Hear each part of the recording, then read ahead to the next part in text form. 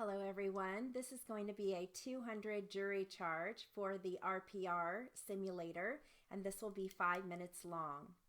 Ready? The theory, though, is that witnesses, when you are trying to get details from witnesses, the evidence will show that you start with a free narrative. It's just a narrative. Tell me everything you know about what happened in the case, and then it becomes more and more detailed and directed. You can ask direct questions or more focused questions, or even in the rare case, you can ask leading questions to try to draw out of witnesses what they know about the case. That makes total sense. It makes total sense that you want them to tell you everything, but you are going to have to follow up with certain questions. You are also going to hear, though, that there is a difference between interviews and actual interrogations. Now, interrogations are designed for the suspects. They are not designed for the witnesses. And you are going to hear in this case, in fact, you are going to hear a lot in this case about interrogations, about the interrogative process, about the actual process of asking important questions and the process of obtaining truthful information from the suspects. You are going to hear that confessing to a crime, and in fact, the most serious crime of all is murder, but confessing to any crime is an unnatural act. It goes against a human's feeling of self-preservation, okay? That should make sense to everybody, and the evidence is going to show that. It is going to show that it is kind of difficult to have somebody admit to a very, very serious crime. And so there are techniques that are developed to encourage suspects to talk. Again, these are interrogations. These aren't interviews. This is done to encourage suspects to provide truthful information. You are going to hear about those techniques, that those techniques include some kind of an accusation that the person is not telling the truth. And in every confession, every admission that Mr. Wyman and perhaps other witnesses will tell you about, they always start with a denial. I wasn't involved in the case. You will then hear how confessions or admissions move from denials to admissions. It is called shifting from denials to admissions. You are going to hear about the stages where an individual will be in a very passive mode, will allow the investigator to do most of the talking. In fact, you will hear about body language and looking down and really kind of allowing the investigator to give their version about what happened, and they will see a point or they will describe a point. That is, the investigators will describe a point in every interrogation where this happens. But in Mr. Damsey's case, you will see a point where that first admission occurs. You will see the first acceptance of some responsibility for being involved in the case, all right?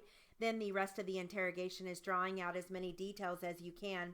Now, I told you that moving from denials to admissions are unnatural. It is a difficult kind of thing to do, and there are two techniques in this case, and you will see evidence in this case that you will hear a lot about. The first technique is something called expressing superior knowledge. Investigating oftentimes, and if you think about it, they oftentimes express that they know more than they do. They pretend that they have more information than they really have.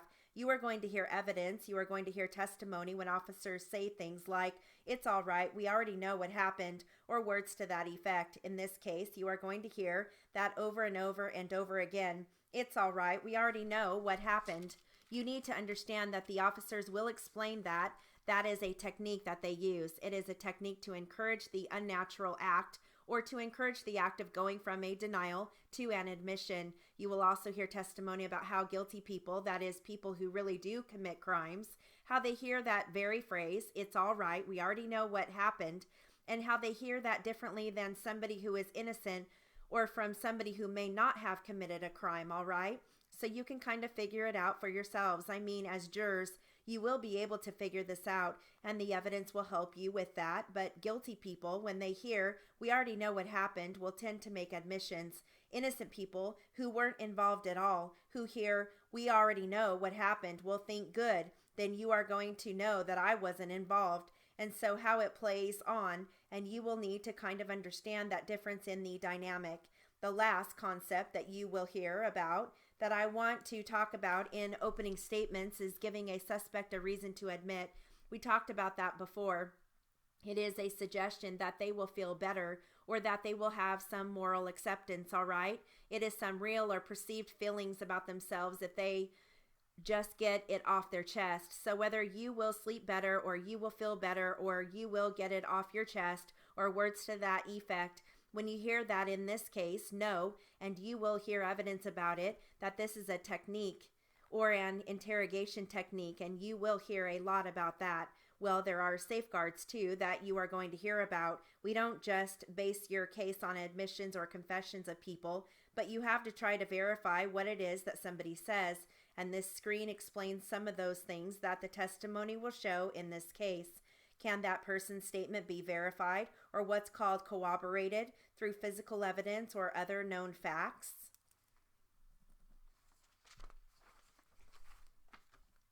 Okay, we do have a word list, a small word list.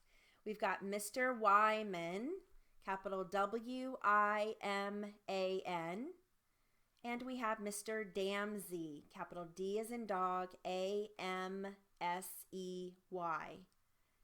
And that concludes the 200 jury charge for the RPR simulator. Good luck.